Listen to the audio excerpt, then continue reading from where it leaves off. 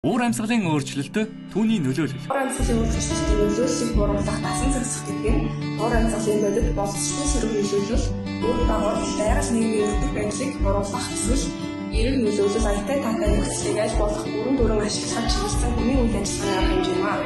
Дасан зохицох чадвар нь уур амьсгалын өөрчлөлт, ууралал, дасан зохицох гац хөдөлшгүй хормонуудыг хязгаарлах, зарим үед үр дагавар дасан зохицох чадвар нь юм.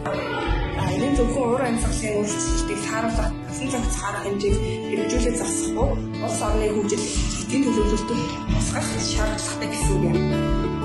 Төрийн байдал гэдэг нь уур амьсгалын өөрчлөлтийн нөлөөллийн хэм хэмжээ, давтамж, хамаарч буй гадны нутгийн хэмжээнээс шалтгаалan хүмүүсийн амьдралын хэм маяг, бодол зуршил өөрчлөгдөж байгааг тодорхойлдог. Дасан зохицох чадварыг дөрвөн хувадаг ба нийгмийн эдийн засгийн нөөц, технологи, мэдээллийн хүртээмж ашиглал, нөөцийн тэгш хуваарлалт гэж